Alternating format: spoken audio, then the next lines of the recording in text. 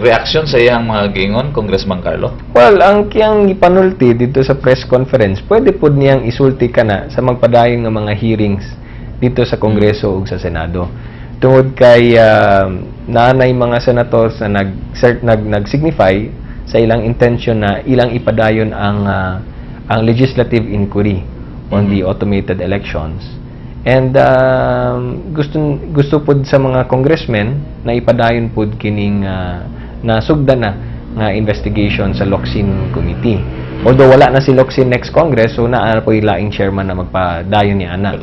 So kining tanan niyang pangsulti, pwede na po niya isulti kato dito sa Congress o sa Senate. But I don't think na it is right na pangunahan nimo katong na by fraud or wala by fraud, because in fact finding yan ng Congress and ng Senate. Huwag natin pangunahan. Let's see kung naabagay na hitabo or wala na hitabo.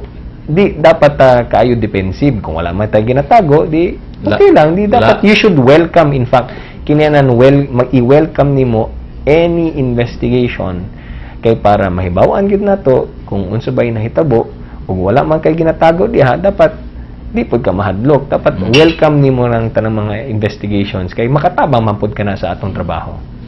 Aso-aso ra ba daw siya sa kalagot? Di dapat angay, di dapat malagot. Dapat magpasalamat ta na doon na tayong mga inquiries na ingon ani kay para the next time we conduct elections, ma-avoid na nato kini mga sayop or kini nga mga issues. Okay, Congressman Carlo, si Makati Congressman Teddy Boy Locsin, no, nga mao'y chairman sa House Committee on Suffrage and Electoral Reform, daan nang nag-ingon nga walay nahimong anomalya ang Smartmatic, no? Pandali niyang gibawi ang iyahang gisulti, human siya makadungog nga wa magkadimao ang ginapanulti sa ubang opisyalis ngadto sa panahon sa canvassing, no? Regarding sa automation, sa imuhang masulti ka lang bigit na yun. Well, I think during the course of the hearings, no, daghan ang mga discoveries nga nahitabo. So, kung sa una or primerong pagsugod nato sa hearings, medyo biased ka na, wala siguro itikas or siguro walay anomalya kini, hinay-hinay kada hearing nimo, kada committee hearing, naman gyud mo gawas na bagong discovery, naman gyud mo gawas na bagong fact, naman gyud mo gawas na bagong anomalya.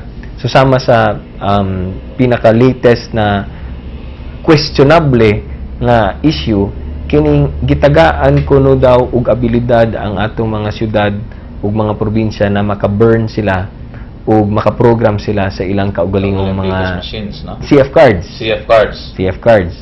And then kining pinaka-latest karon na dunay nigawas nga ang mga Smartmatic officials sa kada region, kada probinsya, kada syudad, doon na sila ginatawag nga katong black na I-button key. Now, katong black I-button key, lahi na siya sa blue I-button key. Kining I-button, mauni ang nagapaabli sa atong PCOS machine. High-tech na, dili na yabi ang ginagamit, kundi I-button key na high-tech na murag magnetic key na dunay nakabutang diha nga mga high-tech na code tingali na imong ibutang dito sa kanang sudlanan sa key, unya mao na dito ang digital signature, etc. etc. Ang ginahatag sa mga teacher, mga maestra, mga BI, blue ang color. Apan atong pag-examine nila sa mga PCOS machine dito sa Senado, katong gikan sa Antipolo na gi-turn over sa Senado, naa sila nakitang black color black na I-button key. Gipangutana karon unsa ning black? Ingon sa Smartmatic kana nga black mao na ang I-button key sa mga Smartmatic officials. Unya ang pinaka-latest discovery gipangutana unsa ning I-button key na black, unsay gamit ani ug unsa nga mga makina PCOS machine ang maablihan ani. Tubag sa Smartmatic bisan unsa nga PCOS machine maablihan sa black. Murag master key lugay. Master key. Correct. So, nganong naama na siya sa nakita man pud na sa mga PCOS machines na nadiskubrihan sa Antipolo. Kay lagi ang Smartmatic technicians dunay access sa black key.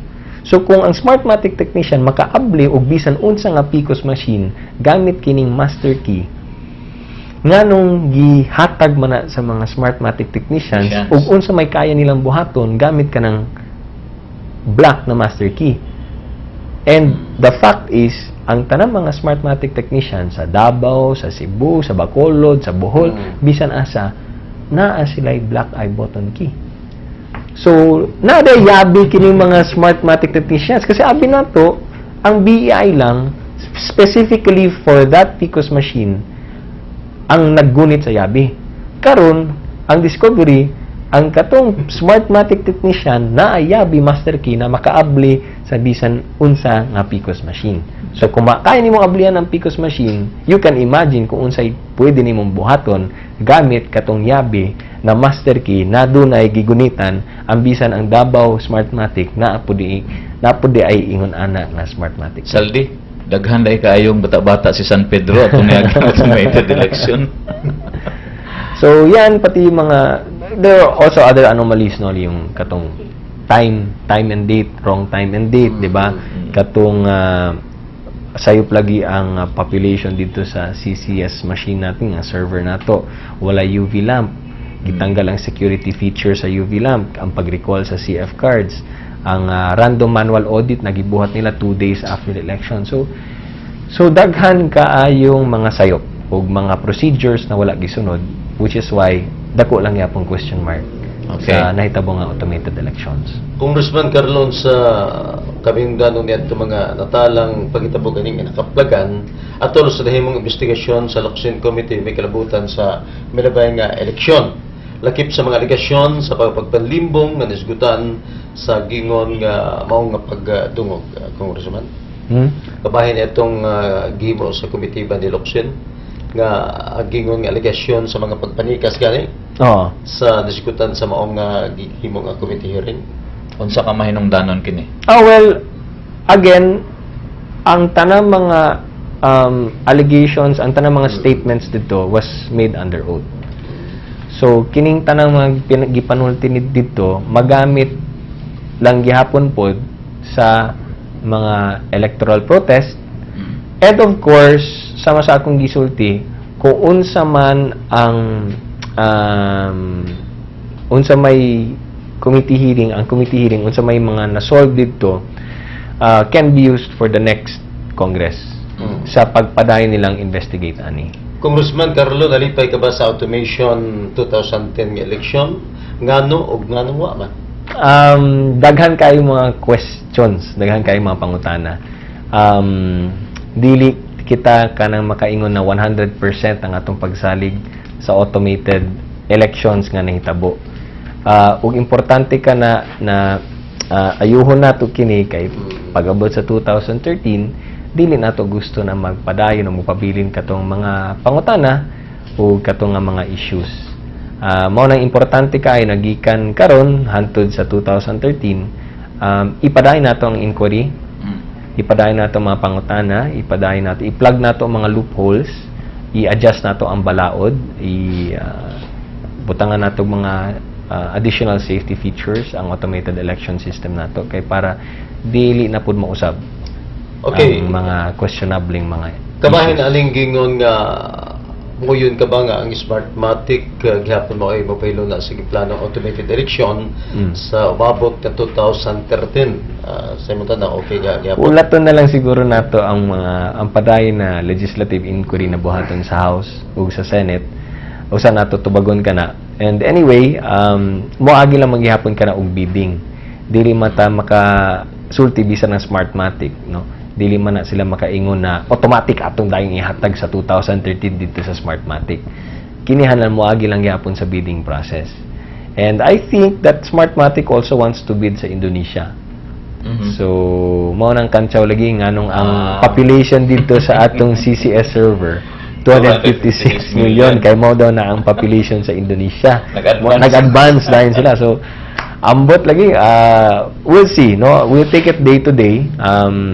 I'm very sure na pag-abli sa Kongreso, karong 4th Monday of July, pag-abli ni Ana, immediately doon ay senator na mag-sponsor og resolution calling for the legislative inquiry on the automated election. And I'm sure sa House of Representatives, doon na po yung congressman na mag-sponsor niini. Okay, Congressman